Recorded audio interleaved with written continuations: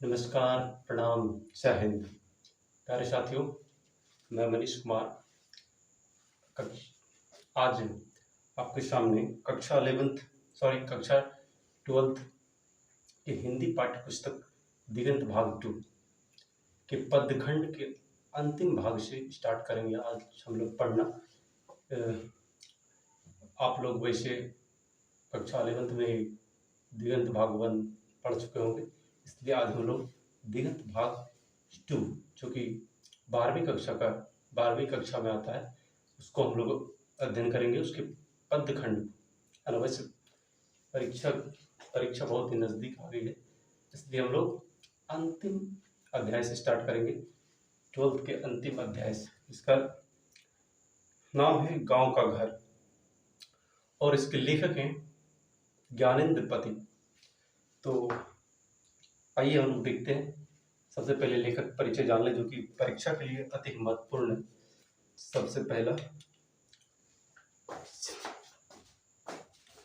ज्ञानेंद्र पति जो हम लोग के लेखक हैं, गांव का घर ज्ञानेंद्र पति लेखक हैं। और तो उनका जन्म हुआ है 1 जनवरी 1950 में। जन्म स्थान पथरगामा, गोड्डा, झारखंड। यस। माता उनकी सरला देवी और पिता देवेंद्र प्रसाद चौबे।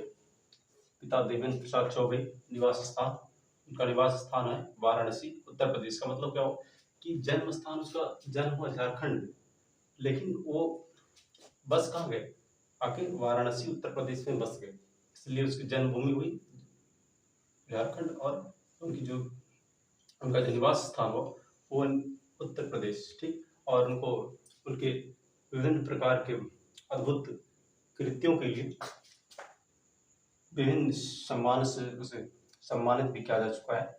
इसलिए आज हम उसकी कृतियों को अपने पाठ्य पुस्तक में पढ़ रहे हैं। तो किन किन सम्मानों से सम्मानित किया गया है देखते हैं। पहला है पहल सम्मान है, और दूसरा है साहित्य अकादमी पुरस्कार। उसे साहित्य अकादमी पुरस्कार मिल चुका है। उसकी कृति संस्यात्मा पर उनकी कृति है संस्यात्मा, जिस पर उसे मिला है साहित्य अकादमी पुरस्कार, जो कि साहित्य क्षेत्र में सबसे बड़ा पुरस्कार माना जाता है। और जो हमारा चैप्टर है गांव का घर, जिसका अध्ययन हम लोग आज करेंगे, वो इसी कृति से ली गई है। ज्ञानेंद्र पति की इसी कृति संस्यात्मा से ली गई। तो ये एक अद्भुत और अद्वितीय कृति है इसकी। तो इसी का एक खंड इसी से लिया गया, गांव का घर। इसी का आज हम लोग अध्ययन करेंगे। तो देखते हैं इसकी कृतियां, और इनकी और भी कुछ कृतियां हैं जो कि हमारी परीक्षा के लिए बहुत ही महत्वपूर्ण है, उसे भी देख लेते हैं।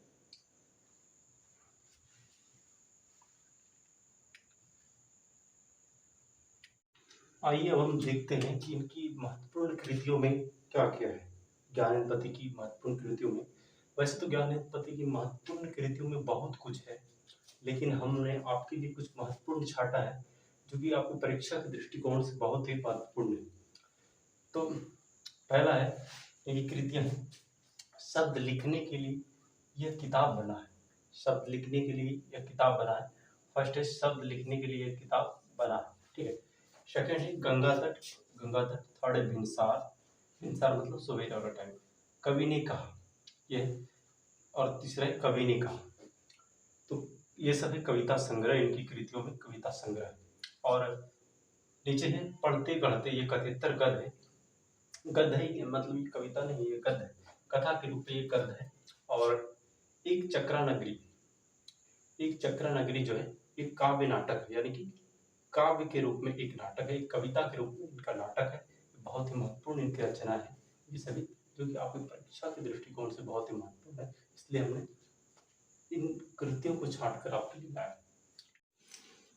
आइए हम आते हैं गांव का घर कविता की व्याख्या पर। ज्ञानेंद्र पति ने किस प्रकार इस कविता की रचना की है, ये अब हम इसे जानते हैं। सबसे पहले हम जान लें कि ज्ञानेंद्र पति ने इस कविता को 2 पहलुओं में लिखा है, 2 भाग में बांट लिखा है। ऐसे तो पूरी कविता है, लेकिन अगर हम अपने दृष्टिकोण से देखें तो ये कविता दो भागों में बटी है। एक भाग में कवि ज्ञानेंद्र पति बताते हैं कि गाँवों की हमारे गाँव की दशा क्या थी। मतलब एक वे बताते हैं कि हमारा प्राचीन गांव किस प्रकार का था, हमारा पहले जो गांव था हमारा, वो किस प्रकार का था। एक भाग में ये बताते हैं गांव की पहले की दशा बताते हैं किस प्रकार की थी, ठीक है। और दूसरे भाग में बताते हैं कि गांव की जो दशा है वो किस प्रकार आधुनिकता का रूप ले रही हो, वो किस प्रकार बदलती जा रही है, किस प्रकार हम अपनी सभ्यता संस्कृतियों को भूलते जा रहे हैं। और एक कहते हैं ना कि नवीनीकरण, मॉडर्नाइजेशन में हम लोग जाते जा रहे हैं, है ना। तो अपने प्राचीन सभ्यता संस्कृतियों को छोड़ते जा रहे हैं, कभी ये कहते हैं। तो सबसे पहले हम देखेंगे हमारे गांव की पहले की प्राचीन सभ्यता संस्कृतियाँ, रीति रिवाज, घर में रहने का जीवन या अपने कैसा था पहले, उसको हम एक्सप्लेनेशन उसका करेंगे। उसके बाद हम लोग जाएंगे कि किस प्रकार हम लोग बदल गए, हमारा गांव बदल गया, ठीक है। तो पहला है, पढ़ते लाइन बाय लाइन एक्सप्लेनेशन होगा। गांव के घर के अंतःपुर की वह चौखट, और गांव के घर का मतलब जो गांव के घर होते हैं, अंतःपुर मतलब हम लोग का जो डेवढ़ी, मतलब जो देहरी के अंदर का जो भाग होता है उसे कहते हैं। उसे यहाँ कविता में अंतःपुर कहा गया है, मेन दरवाजा का जो अंदर का भाग होता है अंतःपुर से कहा गया। तो गांव के घर के अंतःपुर की वह चौखट, टिकली साटने के लिए सहजन के पेड़ से छुड़ाई गई गोंद का घी हुआ वह सीमा। कहते वह सीमा, यहाँ पे एक और लाइन है बीच में, टिकली साटने के लिए सहजन के पेड़ से छुड़ाई गई गोंद का गेह। गेह का अर्थ यहाँ पे होता है, गेह का मतलब होता है घर। गेह का मतलब घर होता है, घर का जो द्वार है वहां पर पहले क्या होता था, हमारे घर में जितनी महिलाएं होती थी वो टिकली साटने के लिए, आज तो टिकली में पीछे आता है गोंद, पहले की जो महिलाएं होती थी वो टिकली साटने के लिए अपनी चौखट पर क्या करते थे, जो सहजन का पेड़ आप लोग जानते होंगे, सहजन का पेड़ मतलब सोजीना का पेड़ भी बोलते हैं गाँव में। तो वही सोजीना का पेड़ की लाह जो होती है, आपने देखा होगा लाह, तो उस लाह को चौखट में लगा दिया जाता था, चौखट के कोने में लगा दिया जाता था। और जब टिकली महिलाएं साटती थी तो वहां से उस लाह से अपने मतलब अपने सर में, अपने माथे में लगा लेते, फिर टिकली साटते, ठीक है। तो ये थी गाँव की संस्कृति, ये थी गाँव की रीति, ठीक है। टिकली साटने के लिए सहजन के पेड़ से छुड़ाई गई गोंद का वह गेह व सीमा, जिसके भीतर आने से पहले घास पर आना पड़ता था, बुजुर्गों को खड़ाऊ खटकानी पड़ती थी, खबरदार की, और प्राय तो उसको उधर ही रुकना पड़ता था, ठीक है।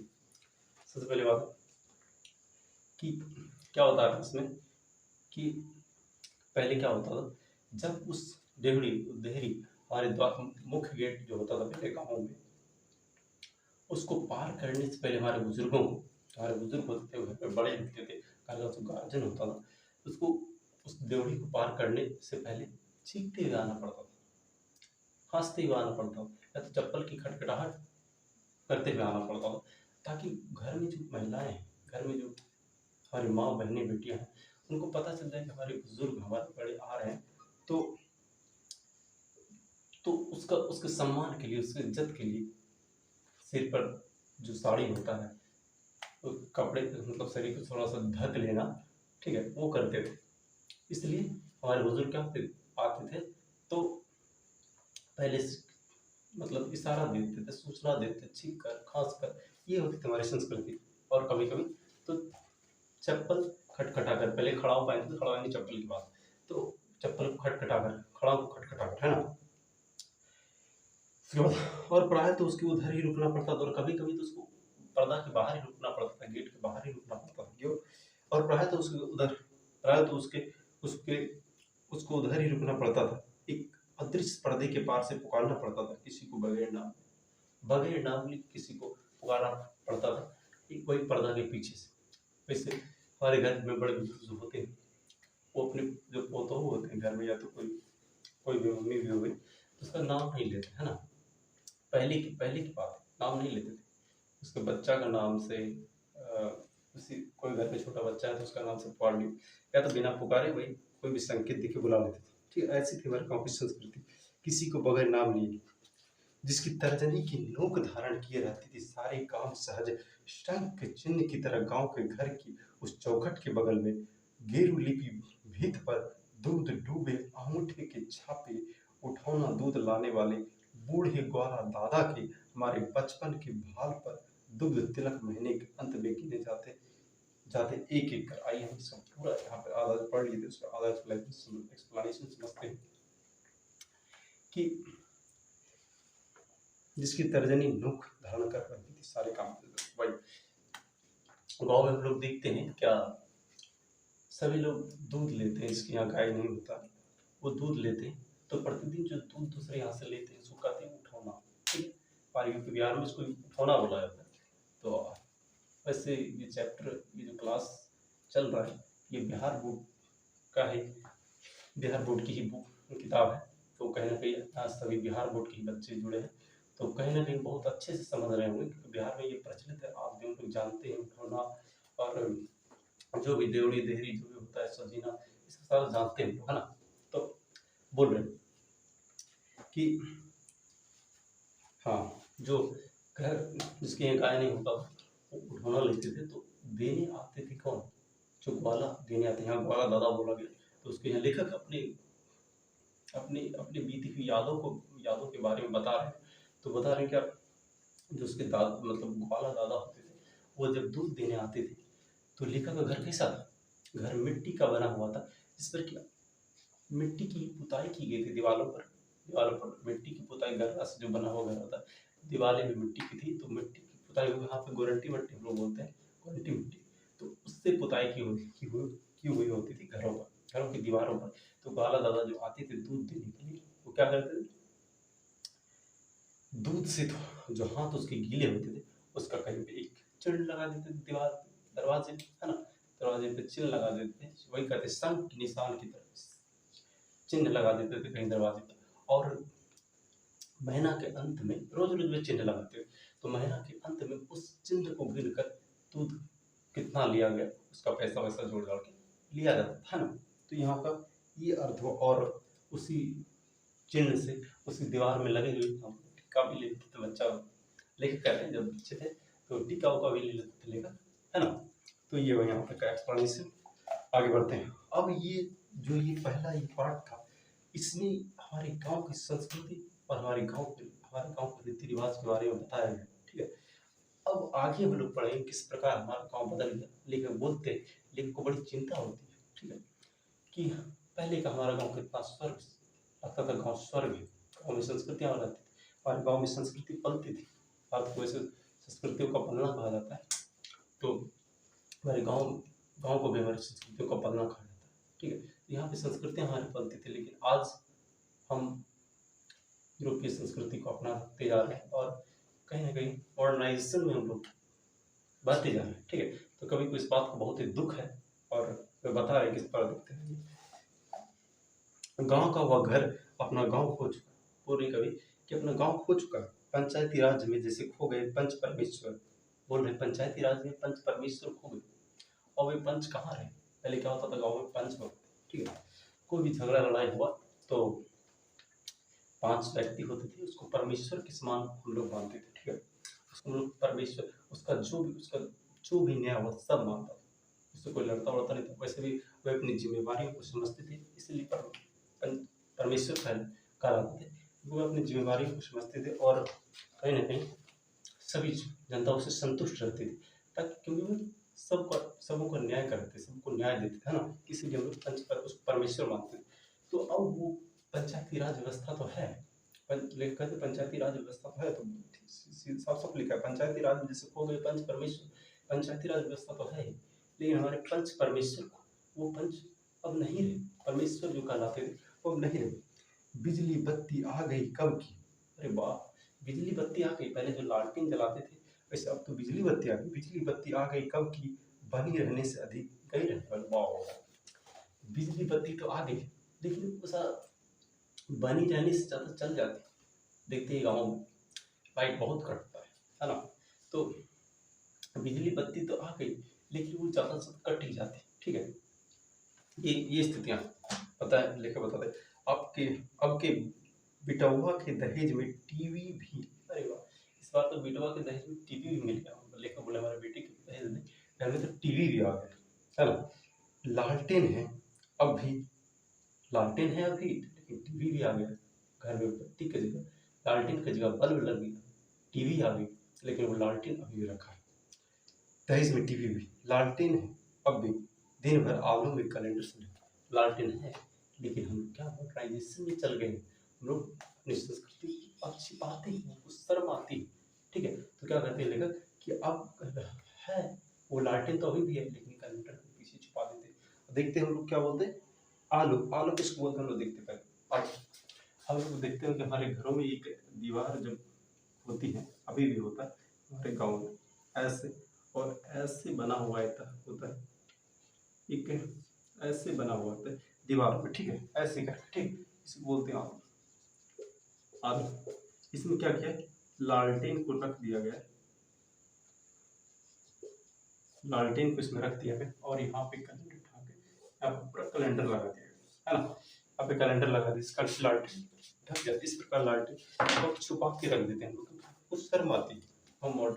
चलिए अब इधर का देखते हैं। रात उजाले से अधिक अंधेरा उगलती, अंधेरे में छोड़ दिए जाने के भाव से भरती, जबकि ऑर्केस्ट्रा रोशनी में मदमस्त, जबकि चकचौंध रोशनी में मदमस्त ऑर्केस्ट्रा बज रहा है कहीं बहुत दूर पट विलगाए। देखिए बात कैसी हुई कि बता रहे लेखक ज्ञानेंद्र पति, कहते कि ये ऐसी स्थिति है कि एक जगह कहीं पूरा रात अंधेरा उगल रही, एक जगह ऐसा है जहाँ पर पूरा अंधेरा है, गांव है जहाँ पूरा अंधेरा है, एक दूसरे जगह ऐसा है जहाँ पे ऑर्केस्ट्रा हो रहा है, पट विलगाए मतलब किवाड़ लगा ऑर्केस्ट्रा हो रहा है, ठीक है? की आवाज, पट भिड़काए की आवाज भी नहीं आती यहाँ तक, न आवाज की रोशनी न रोशनी की आवाज। अरे कहते जो ऑर्केस्ट्रा हो रहा है उसकी ना तो आवाज की रोशनी आ रही, आवाज की रोशनी का तात्पर्य है कि रोशनी से जो आनंद होता है, रोशनी से जो आनंद मिलता है वो भी लेखक नहीं ले पा रहे हैं। और जो रोशनी की आवाज, आवाज की रोशनी तरीके आवाज की रोशनी कि आवाज की भी नहीं आती, यहाँ तक कि ना आवाज की रोशनी, और आवाज की रोशनी का तात्पर्य है कि आवाज से जो आनंद मिलता है ना, आवाज से जो हमारी कर्णों को आनंद मिलता है वो आवाज की रोशनी में, और रोशनी की आवाज अर्थात रोशनी से जो हमें आनंद मिलता है, तो वो भी लेखक को नहीं मिल रहा, ठीक? वो लेखक बताना चाह रहे गाँव में अब वो नहीं मिल रही, ठीक? गाँव हमारा बदल चुका है, कहीं अंधेरा है कहीं उजाला है, कहीं ऑर्केस्ट्रा हो रहा है तो कहीं अंधेरा ही अंधेरा है, ऑर्केस्ट्रा वो भी नहीं चकाचौंध रोशनी वाली, कहीं ऑर्केस्ट्रा हो रही तो कहीं अंधेरा है, ठीक है? ऐसी स्थिति हो गई। हरि होरी चैता, होरी चैती बिरहा आलो लोकगीतों की जन्मभूमि में भटकता है एक शोक गीत अनगाया अनसुना। वाह! पहले क्या होता था हमारे गाँव में, होरी चैता, होरी फगुआ, ऐसे इसमें लोकगीत के नाम है, यहाँ पे दिया है, यहाँ पे तो है होरी चैता बिरहा, ये सब लोकगीत है। पहले हमारे गाँव में ये सब लोकगीत गाए जाते थे हमारे बुजुर्गों के द्वारा, और हम लोग भी, बच्चे लोग भी पार्टिसिपेट करते थे, महिलाएं उसमें। तो अब वो सब नहीं गाया, अब किसको यार वो सब, किसको सुनने का शौक है, किसको फुर्सत होता हो, सब अपना अपना अपना सब बिजी रहता है, सब अपने अपने मॉडर्न, जो मॉडर्न गाने आ गए वो सब सुनते हैं। कौन सुनता है होरी चैता, कौन गाता भी है कोई नहीं, और ना ही कोई सुनने वाला बचे, ठीक है? तो क्या देखिए वो हमारी संस्कृति वो गाँव से चली गई, हमारे लोकगीत चले गए, हम लोग नए नए गाने सुनने लग गए। तो इस नए नए गानों को कवि ने क्या कहा है, शोक गीत कहा है। शोक गीत कहा है कवि ने। क्वेश्चन में पूछा जाएगा कि शोक गीत किसी कहा गया है, तो शोक गीत वही नवीन गानों को कहा गया शोक गीत, ठीक है? लोकगीतों की जन्म स्वर, आकाश और अंधेरे को काटते 10 कोस दूर शहर से आने वाला सर्कस का प्रकाश बुलंद हुआ। तो कब का मर चुका है। पहले क्या होता था कि गांव से कितना दूर, या क्या 10 कोस दूर, पहले 10-12 कोस दूर गांव से ऑर्केस्ट्रा होता, ऑर्केस्ट्रा कहाँ होगा, सॉरी ऑर्केस्ट्रा बोल, सर्कस, सर्कस होता था। तो सर्कस कहाँ हुआ था, जहाँ पे थोड़ा सा बड़ा जगह हो, अर्थात 10 गांव से 10-15 मिनट दूर, जहाँ पे थोड़ा बड़ा जगह, और ऑर्केस्ट्रा वाले आते थे, ऑर्केस्ट्रा में हाथी घोड़ा सर्कस जो भी होता था वो सब आता था, हिरन जिराफ सब आते थे ना पहले। तो वो ऑर्केस्ट्रा में सर्च लाइट लगाया जाता था, हम लोग यहाँ पे जिसको लेखक ने कहा है प्रकाश प्रकाश बलव, उसको यहाँ पे सर्च लाइट हम लोग बोलेंगे। सर्च लाइट लगाया जाता था जो कि तीक्ष्ण प्रकाश, जिससे कि तीक्ष्ण प्रकाश निकलते थे और बहुत दूर तक जाता, तो उसको ऐसे ऐसे घुमाया जाता था बहुत चारों तरफ, तो उससे दूर दराज के गांव वाले लोगों को पता चलता था भैया ऑर्केस्ट्रा, सॉरी बार बार ऑर्केस्ट्रा बोला, सर्कस हो रही, तो सब वहाँ पे सर्कस देखने के लिए पहुंचते थे, है ना। लेकिन अब वो कहाँ कब खत्म हो गए वो सर्कस, वो सर्च लाइट, पता नहीं कब प्रकाश बल्ब वो सारा खत्म हो गया, पता ही नहीं चला, है ना। एक शोक की तरह, ठीक है, कि जैसे गिर गया है गया हो गजदंतों को गवाकर कोई होती, रोते हुए उन दांतों की जरा रहते हुए उन दांतों की जरा सी धवल धूल पर छीज रहे जंगल में, ठीक है। क्या होता इसकी रहते हुए मतलब गजदंत क्या है, जैसा कि जैसे गिर गया हो गजदंतों को गवाकर हाथी, इससे तात्पर्य लेखक का ये है कि इससे वो तुलना कर रहे हैं कि जिस प्रकार जो सर्कस में क्या था, हाथी है ना, हाथी जिराफ वगैरह ये सब आते थे जिसका खेल दिखाया जाता, तो क्या है कि जैसे लगता है कि हाथी का दांत तो टूट गया है, गजदंत मतलब हाथी का दांत तो टूट गया है, ठीक है, और लगता है कि दांत यहाँ बोले दांत तो लगता है टूट गया है, रहते गए उन दांतों की जरा सी धवल धूल छीज रहे हाथी, जो देते गए वो दांत उसके दर्द पीड़ा से दौड़ने लगता जंगल में, हाथी इधर आ ही नहीं रहे, रोते हुए दांतों की जरा सी धवल धूल पर छीज रहे जंगल वाले, जंगल में हाथी भटक रहे कहाँ आ गए, इसीलिए लगता है कृष्णा, सॉरी बार बार कृष्णा, सर्कस में हाथी आते ही नहीं, है ना, तो इसलिए बोलते हैं लेखक कि अब खत्म हो गया, सर्कस कहाँ होता है सर। अब दूसरा है कि लीलने वाले मुंह खोले शहर में बुलाते हैं बस, अदालतों और अस्पतालों के फैले फैले भी रूंधते गांधते रूंधते गंधाते अमित्र परिसर की जिन बुलाओं से गांव के घर की रीढ़ झुरझुराती है, ठीक है। कहते कि आज क्या हो गया, हमारी संस्कृति जो थी गाँव की चली गई, हम लोग मॉडर्नाइजेशन अपना लिए, हम लोग मॉडर्न हो गए, तो हमारा खान पान, पढ़ने का, रहने सहन, रहन सहन, पहनावा सब कुछ बदल चुका है, तो क्या हुआ कि हम लोग पहले की तुलना हम लोग ज़्यादा अस्वस्थ रहने लगे, क्या हुआ अस्वस्थ हो गए, झगड़ा लड़ाई सब होते रहता है, तो क्या होता है हम शहरों की ओर रुक जाते हैं अपने स्वास्थ्य का इलाज कराने, ठीक है, तो बीमार हो कहाँ जाए शहर, और शहरों में क्या हो अस्पतालों में ही हमसे पैसा खींचा जाए, हमसे पैसा लिया जाएगा, है ना, बहुत सारा, वैसे तो हम लोग खुद गाँव वाले गरीब होते हैं और वहाँ पे पैसा चूसा जाता है ना, फिर हम लोग लड़े झगड़े के बाद मुकदमा अदालत जाए, अदालत में मुंह खोले बैठे हुए वकील पैसा लेंगे, है ना, तो वही कह रहे हैं अब हमारा वो संस्कृति नहीं रही और गाँव में सभ्यता नहीं रही, ठीक है, जिस कारण की गांव के घर की रीढ़ झुरझुरा गई, गांव के घर की रीढ़ झुरझुरा गई, ठीक है। इसलिए हमारे गांव की सभ्यता संस्कृति पहले की तुलना में वो खत्म हो चुकी है, खत्म नहीं मतलब कम हो चुकी है, अब वो संस्कृतियाँ सभ्यता हमारे गाँव में नहीं बची, हाँ। इसलिए लेखक को बहुत ही इसमें दुख है, लेखक को बहुत ही चिंता है, इसलिए लेखक ने इस चैप्टर मतलब इसका सृजन किया है, इस रचना का सृजन किया है ताकि वो बता सके कि हमारी संस्कृतियाँ क्या थी, जो आज के मॉडर्न लोग हैं जो उसको तो पता भी नहीं कि हमारे जो गाँव में मेरे ख्याल से नहीं रहते उसको तो पता भी नहीं कि हमारी संस्कृतियाँ गाँव में कैसी थी, तो लेखक उससे बताना चाहते हैं कि ये थी हमारी संस्कृति, ये थी हमारी सभ्यता, ये थी हमारा जीने रहन सहन का तरीका, ठीक है। लेकिन अब सारा बदल चुका है, अब हम लोग मॉडर्नाइजेशन में चले गए, मॉडर्न हो गए, एकदम बदल चुका है, तो लेखक को कहीं ना कहीं एकदम अच्छा नहीं लग रहा है, ठीक है। लेखक भी कहीं ना कहीं गाँव में पले बढ़े, आप जान रहे हैं कि गोड्डा झारखंड जो गाँव है, ठीक है, गाँव में पढ़े लिखे, ठीक है, और गाँव में पढ़े हुए, तो कहीं ना कहीं गाँव की संस्कृतियों, गाँव के रहन सहन, गाँव के जीवन यापन, गाँव में जीवन यापन किया है, उनसे उसे लगा, जिस गाँव से लगा हो, ठीक है। लेकिन वैसे तो वो शहर में वाराणसी एक शहर, तो वाराणसी में चले गए रहने, तो कहीं ना कहीं वो वाराणसी चले गए, लेकिन उसका जो लगाव है गाँव वो नहीं, ठीक है। उनके अपनी स्मृतियों के भविष्य, अपने स्मृतियों में झांक कर वे देखते हैं, तो वही उसे अपना पुराना गाँव नजर आता है, लेकिन जब वो वर्तमान में देखते हैं उसका गाँव वो नहीं रहा, उसकी संस्कृतियाँ वो नहीं रही, सभ्यताएँ नहीं रही गाँव। तो इसी के साथ आपका ये चैप्टर अंतिम चैप्टर था गाँव का घर, ये समाप्त हुआ। जय हिंद, नमस्कार, प्रणाम, धन्यवाद।